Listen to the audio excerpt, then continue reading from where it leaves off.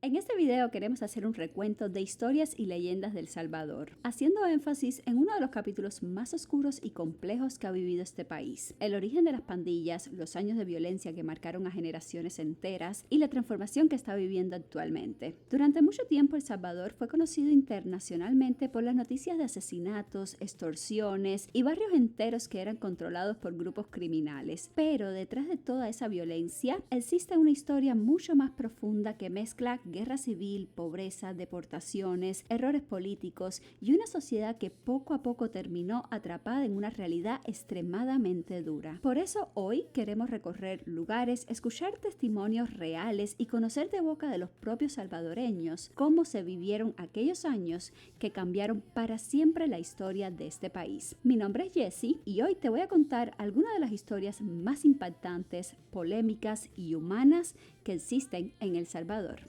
Siempre encontrabas la forma de llamarme y aunque el tiempo quiera correr, todavía queda algo intacto. No cruces sola esa puerta esta noche, que aún te sigo esperando despacio. Van recorriendo los bares vacíos, luces de neón cayendo sobre el cristal. Pensando en todos los lugares donde quizás me volviste a buscar.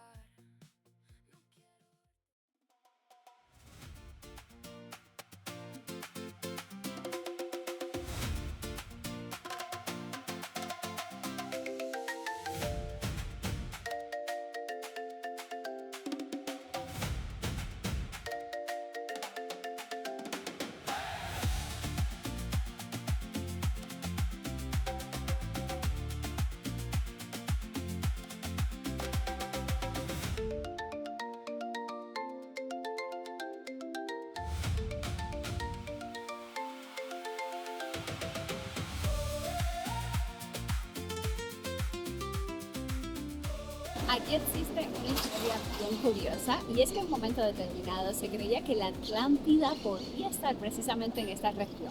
Todo empieza con un explorador que afirmaba que algunas civilizaciones mayas provenían de algo mucho más profundo, y esa idea se empezó a regar realmente por todo Centroamérica. Y aquí es donde realmente se pone interesante, y es que algunas personas empezaron a mirar el lago Biocotango y a preguntarse si realmente allá abajo había algo más escondido.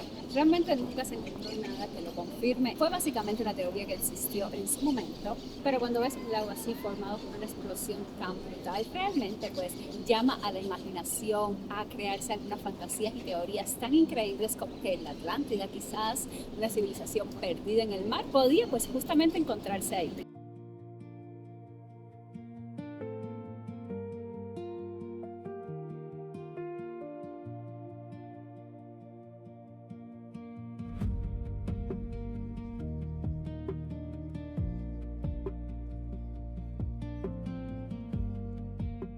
¿Ustedes saben por qué nos dicen el Valle de las Hamacas? ¿Tienen una idea? El Salvador está ubicado entre dos placas tectónicas, placa del Caribe y placa de los Cocos. Eso significa que tiembla mucho. Por eso viene el Valle de las Hamacas. Tiembla todos los días, pero nosotros no lo sentimos porque pasan kilómetros bajo tierra. El último terremoto fue en el 2001. Hubo uno antes de ese que fue en el 1986. Tenemos terremotos cada 20 años.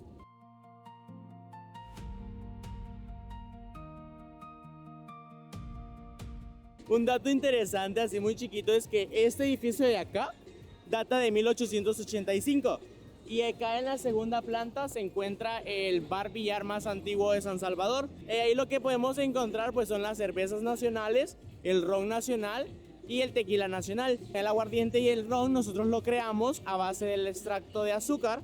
El ron se deja fermentar de 15 a 20 años y lo podemos encontrar acá en La Dalia. Este está abierto desde las 2 de la tarde hasta las 2 de la mañana.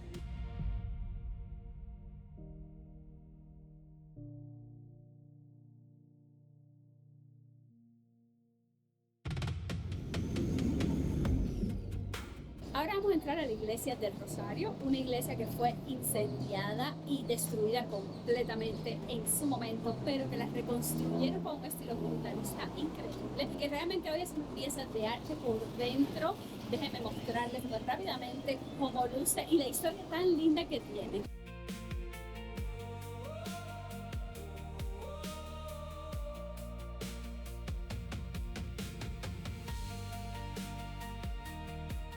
Bueno, aquí nos encontramos en la iglesia de Rosario. Esta iglesia tiene un estilo arquitectónico brutalista, ya que no se pintan, sino que se mantienen los colores que se ocuparon de los materiales. Son 4: concreto, ladrillo, hierro y los vitrales que simbolizan naturalismo y liberalismo, el arco iris de la paz. Esta iglesia era una iglesia muy diferente. La iglesia que estaba acá, que era la católica, no permitía su construcción. El arquitecto de esta iglesia, que es Rubén Martínez, le tocó que viajara hasta el Vaticano para pedir los permisos. En 1964 inicia la construcción, terminándola en 1971. Podemos ver de este lado y me pueden indicar qué es lo que ven, qué es lo que significa para ustedes. Esto ¿Sí? como el ojo de los Illuminati, o algo así, pareciera como el tercer ojo. Sí, es un ojo. Es el ojo de Dios viendo a su hijo crucificado. Wow. Sí. Y ahora vemos también que tenemos pasadizos secretos. ¿Qué son esos? Pasadizos. Significan lo que pasó Cristo antes de ser crucificado. En medio vemos que es la estrella de Belén. De este lado podemos simbolizar que es la corona de Cristo.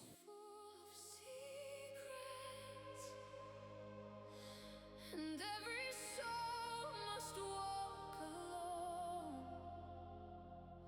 But then I hear you call my name, and suddenly Vamos a conocer un poco sobre la capilla de la iglesia del Rosario. Esta capilla es muy importante ya que por esta parte de acá encontramos una cripta. En la cripta encontramos 5 tumbas, de las cuales 4 son emblemáticas y una es la del fundador de esta iglesia, don Rubén Martínez. Si nos acercamos por acá, podemos ver, encontramos 2 tumbas simbólicas de 2 próceres de la independencia y también de 2 mujeres que en los inicios de este territorio ellas estaban enterradas acá. Entonces cuando construyeron la iglesia les hicieron como un emblema acá y acá están 2 tumbas con sus nombres. Y por este lado encontramos una imagen del fundador, don Rubén Martínez, que también está enterrado en esta iglesia. Y por este lado encontramos pues el altar, que un dato muy curioso de este es que si observamos ese cristal está roto. Hay 2 teorías que son las posibles de lo que les pasó. Pues básicamente la primera nos dice que una bala atravesó toda la nave e impactó con el vidrio. Y la segunda pues es un poco más graciosa, de que el arquitecto iba caminando por las calles y encontró el vidrio roto. Lo trajo, lo pegó, lo restauró y lo colocó. Por este lado de acá pues encontramos una historia bastante interesante. Si nosotros leemos esta placa, dice que aquí yacen 21 ciudadanos masacrados el 29 de octubre de 1979. En esta misma plaza, en la Plaza Libertad, para ese entonces un grupo de personas vinieron a manifestarse en contra del gobierno. El gobierno lo que hizo pues básicamente fue mandarle soldados a que los mataran a todos. Empezaron a disparar en contra de ellos y la iglesia decidió abrir las puertas para pues que ellos encontraran un refugio. Lamentablemente solo lograron entrar 21 personas y todas iban con impactos de bala. 3 días después esas personas empezaron a morir y la iglesia decidió llevárselos para un cementerio, el cementerio de la Bermuda. Pero este cementerio ya estaba custodiado por soldados, entonces deciden traerlos y ellos están enterrados acá. En este espacio, que es muy diferente al suelo de la iglesia, están enterrados 21 personas, de los cuales 20 son hombres que están apilados de 2 en 2 y en medio de ellos está una mujer, que en ese momento ya estaba en estado de embarazo. Si contamos el feto, hay 22 personas ahí enterradas. Lo más triste de esta historia es que 2 horas después de esa masacre, el gobierno mandó a limpiar toda la plaza. Cabe aclarar que allá afuera habían más personas muertas, hay unas que estaban agonizando, y lo que ellos hacían eran pasar sus carros encima de las personas para terminar de matarlos. Entonces, luego de eso, 2 horas después, mandaron a limpiar toda la plaza y hicieron creer que nada había pasado. Estas puertas de la iglesia están cerradas debido a esa masacre, ya que ellos dijeron que no las iban a abrir hasta que le dieran justicia a esas personas. Pero luego de la firma de los acuerdos de paz, que se le dio amnistía a todos, hicieron creer que esa masacre nunca había pasado y hasta el momento no se le ha dado justicia a esas personas.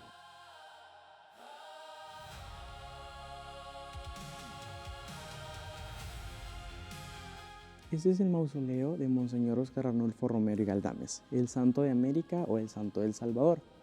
En el mausoleo nosotros encontramos 4 ángeles guardianes, Marcos, Mateos, Lucas y Juan. Encontramos el báculo y la mitra que representan que él era el obispo de San Salvador. Y lo más importante, encontramos una bola roja, es una piedra de jaspe, que simboliza el lugar donde impactó la bala que causó su muerte. Start to fall, your voice is breaking through it all, and in the silence I can feel a love too holy to be real. When you whisper softly, it sounds just like salvation. Podemos observar estas imágenes, eso es el martirio de Monseñor Romero. Para conocer qué le pasó, vamos a conocer un poco de su historia. Monseñor Romero era la voz de los sin voces. Él hablaba a favor del pueblo. Él no estaba en contra del gobierno ni en contra de la guerrilla. Él solo era un sacerdote que quería hablar la palabra de Dios. Lamentablemente, la forma en la que él lo hacía era en las misas y él decía lo que el gobierno estaba haciendo mal. En base a eso, el gobierno empezó a agarrar odio contra la iglesia. Mataron a 3 de sus amigos y después de eso él empezó a hablar más a favor del pueblo, les decía que no se metieran con ellos, que evitaran conflictos. Un día, mientras él oficiaba una misa en la capilla de la Divina Providencia, un automóvil llega a las puertas de la capilla, bajan los vidrios y dispararon. Una sola bala bastó para que él cayera. Muere mientras está dando la misa y las personas que estaban presenciándola pues deciden ayudarlo, tratan de ayudarlo y llevarlo al hospital que estaba a la par de la capilla. Lamentablemente él murió, ya que la bala impacta directamente en su corazón. Pues él es traído a esta catedral que en ese entonces estaba construyendo. Esto pasó el 24 de marzo de 1980. Pero en la Plaza Gerardo Barrios estaba lleno de personas. Y a esas personas el gobierno las mandó a matar. Les mandó soldados a todos los edificios del alrededor y empezaron a disparar en contra de ellos. Ese motivo es el que indica que Monseñor es traído hacia acá y es enterrado acá donde está su mausoleo, por emergencia. 56 personas fueron matadas y masacradas a manos del gobierno y más de 150 fueron heridos. Todo eso pasó en la Plaza General. Eso fue porque el gobierno pensaba que en ese grupo de personas estaban guerrilleros. Lamentablemente no era así y solo eran personas inocentes que pues fueron matadas a manos del gobierno. La muerte de él desató una guerra civil de 12 años. Inició en el 1980 y terminó en 1992. En esa guerra hubieron muchas muertes de personas, muchos niños fueron asesinados, personas fueron quemadas. Las familias escondían a sus hijos en los techos para esconderlos de los militares y de la guerrilla. Entonces, el gobierno empezó a reclutar niños de 12, 13 y 15 años para llevarlos a pelear en contra. Los pocos niños que quedaban eran reclutados por la guerrilla. Ellos tenían la opción de viajar, de estar con el gobierno, de estar con la guerrilla o que los mataran. Ese motivo provocó que varios salvadoreños empezaran a emigrar hacia otros países, llegando a Los Ángeles, donde ya estaban los grupos delictivos, y el salvadoreño empezó a crear sus propios grupos. Y ahí es donde nacen las maras, la MS-13 y el Barrio 18. La MS se reconoce de 2 palabras, la M proviene de Mara y la S de Salvatrucho. El 13 y el 18 son las calles donde se crearon. Pues básicamente mientras ellos creaban sus grupos en Los Ángeles, acá se seguía presenciando la guerra civil, que era muerte y desaparición de personas todos los días. Durante 12 años fue una guerra bastante fuerte. Para la firma de los acuerdos de paz de 1992 se da fin a la guerra civil, pero empezamos a vivir otro martirio porque empiezan a venir las maras, ya que los salvadoreños fueron deportados debido al historial criminal que ellos tenían. Cuando llegan a El Salvador los dejan libres y ellos empiezan a reclutar niños nuevamente, niños de 9 y 10 años, porque eran más vulnerables. Tenían un ritual de iniciación de 3 pasos. El primer paso era recibir una golpiza de todo el grupo. Durante 1 hora tenían que estar los golpeando. Si ellos lograban aguantar esa golpiza, pues podían entrar al grupo. Pero luego venía el segundo paso, que tenían que matar o violar a alguien, pero tenía que ser de su propia familia. Imagínate niños de 9 y 10 años matando y violando a gente de su propia familia. Eso pasó entre el 2000 y el 2010. Ellos empezaron a reclutarlos. No teníamos opción de decir, no quiero pertenecer a tu grupo, porque si no te mataban. En ese tiempo hubieron varios niños desaparecidos, varios niños violados, varios niños golpeados, varias personas que murieron. Eran muertes constantes. Todos los días se encontraban cuerpos tirados en la calle a simple luz del sol. Y era algo que la gente empezó a normalizar, porque era de todos los días. En el 2015 ellos ya habían creado sus grupos mayores y eran dueños de todo el país y las muertes seguían. Las señoritas tenían obligatoriamente ser novias de los mareros, porque si no las mataban, y las mataban también a sus familias. Un dato muy curioso es que ellos empezaron a extorsionar personas. Capturaban a personas de su propia familia y los llevaban a ciertas casas que ellos tenían y los torturaban, los golpeaban, los herían, grababan esa tortura y se los mandaban a sus familiares para pedirles dinero. Y si en un tiempo ellos no les daban ese dinero, los seguían masacrando, los seguían torturando. Muchas veces los golpeaban al punto de que ellos quedaban agonizando y tardaban hasta 5 días en morir y ellos no les daban comida, les daban pan y agua, una vez al día. También les voy a poner un poquitico la información sobre la seguridad, el tema pues del gobierno acá y el trabajo que ha hecho para que entiendan un poquitico mejor la situación del país y pues tengan una conclusión de cómo era antes y cómo está ahora y puedan ahí tener realmente una idea real, objetiva y obviamente más positiva de la necesidad de algo como lo que se hizo. Para el 2019 entró la presidencia de Nayib Bukele, pero en ese entonces no se vio ningún cambio. Durante 3 años seguíamos viviendo ese mismo martirio. Eran muertes constantes y ellos intentaron entrar al gobierno, ya que anteriormente ellos eran dueños también del gobierno. Para el 2022 ellos llegaron a la Plaza Gerardo Barrios y en un fin de semana mataron a 95 personas a sangre fría, solo para demostrarle al gobierno de que ellos seguían teniendo el poder del todo el país. En base a eso, el presidente decide ir a la Cámara de Diputados y al ver que esos diputados pertenecían a las maras, él le pide al pueblo salvadoreño que vote por diputados de su país y lo consigue con un 90% de votos a favor. Luego de eso se empiezan a crear las nuevas leyes acá en el país y ahí es donde nace el régimen de excepción. Una ley que nos dice que todas las personas relacionadas a grupos delictivos van presos sin posibilidades de un juicio. Simplemente por pertenecer a esos grupos ellos van directamente presos. En ese mismo momento también se empezaron a crear los cercos a nivel nacional.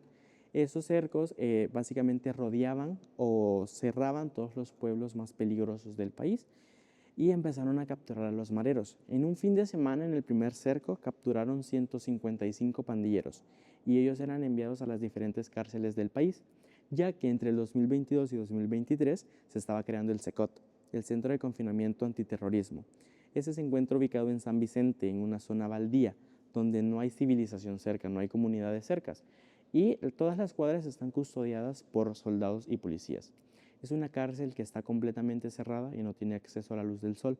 Todo funciona de manera artificial. Pues en ese momento, en el 2023, que se termina de construir, todos los mareros que se habían capturado en las cárceles, todos fueron llevados al CECOT, ya que en estas cárceles ellos tenían múltiples beneficios. Ellos tenían televisores, ellos podían hacer lo que ellos querían, tenían fiestas, visitas, hacían todo porque eran dueños de todo el país. Pues en el CECOT ellos fueron juntados, ya que la MS-13 y la barra 18 se odiaban porque ellos peleaban constantemente por territorio. Pues cuando ellos están trasladados al CECOT, le dicen al gobierno que si los llegasen a unir, ellos iban a matar entre ellos. Y el gobierno les dijo que lo hicieran, pues era decisión de ellos. No lo hacen y en el CECOT ellos están divididos por celdas, obviamente grupos mezclados. En cada celda hay 100 pandilleros. Y lo más gracioso y curioso es que en esa celda solo existe un inodoro por celda para 100 personas. Comen porque tienen derecho a la alimentación, tienen derecho a la medicación, ellos les dan medicamentos constantemente. Hacen aeróbicos porque no quieren que ellos ganen músculo para evitar problemas anteriores. Para el 2024, un estudio reveló que en el CECOT habían 14.500 pandilleros. No es en su totalidad, ya que muchos de ellos empezaron a huir del país para poder librarse y muchos de ellos aún siguen escondidos. La semana pasada aún se capturó un pandillero que extorsionaba a sus vecinos en la zona de Apopa y pues también fue mandado al CECOT. Llevamos 4 años con el régimen de excepción y esta ley nos ha permitido estar bien en sociedad, ya que pues al ser una ley que relaciona a todas las personas con grupos delictivos, son llevados al SECOT directamente, pero las personas han aprendido a comportarse bien en sociedad. Ya somos una sociedad que ya no tiene conflictos sociales, ya no hay peleas en las calles, ya las personas empiezan a denunciar. Hace poco se creó una ley, que es la ley de cadena perpetua, que avala a los violadores, terroristas y extorsionistas. Esas personas que tienen ese tipo de delitos son condenados a cadena perpetua. En el SECOT, la condena mayor asciende a 450 años y la pena mínima a 100 años de cárcel. Es una condena que pues es muy difícil de lograr, pero pues todas las personas que están allá son personas que han pertenecido a maras, que han extorsionado, que han matado personas. Y sus condenas las hacen dentro del SECOT mediante o de forma virtual, ya que ellos no pueden salir y nadie puede entrar al SECOT. A partir del 2024 empezamos a tener un mayor flujo turístico y empezamos a ser un país más seguro. Pasamos de ser de los países más peligrosos de Centroamérica a ser uno de los más seguros. Actualmente tenemos mayor ingreso turístico, tenemos 4.1 millones de turistas hasta el 2025, pues somos un país más seguro. Ustedes pueden observar arriba, hay muchos soldados y policías. Eso es debido a que, como les comentaba, los conflictos sociales ya disminuyeron y cualquier cosita, cualquier pelea, pues ellos llegan al lugar y se llevan a las personas. Van recorriendo los bares vacíos, luces de neón cayendo sobre el cristal. Y yo pensando en todos los lugares donde quizás me volviste a buscar. No quiero verte perdiéndote sola entre estaciones que no llevan. Hemos conocido bastante sobre el pasado, historias curiosas, historias históricas, leyendas de todo El Salvador que poco realmente se cuentan, que poco se conocen. De hecho, pues yo, hablando con los locales de acá, me enteré de muchísimas cosas que no salen en ningún lado, porque realmente del país, de lo más que se habla es de las pandillas, de la seguridad actual, del presidente y un poquitico una que otra zona natural, playera y demás. Pero poquito a poquito se cuenta pues de la historia real del Salvador, que es bien rica, bien profunda y tiene un montón de curiosidades y detalles que es importante conocerlos porque nos ayuda a no repetirlos en un futuro. Y más, sobre todo, este país que está queriendo crecer, que está queriendo ser grande y mejorar tanto, pues yo creo que esta parte histórica e informativa viene muy bien. Así que sin más, si les ha gustado el video, suscríbete, dale un like y sigue esta serie de El Salvador. También tengo la serie de Costa Rica, de Guatemala, por si quieres seguir conociendo toda esta zona centroamericana. Y nos vemos en la otra.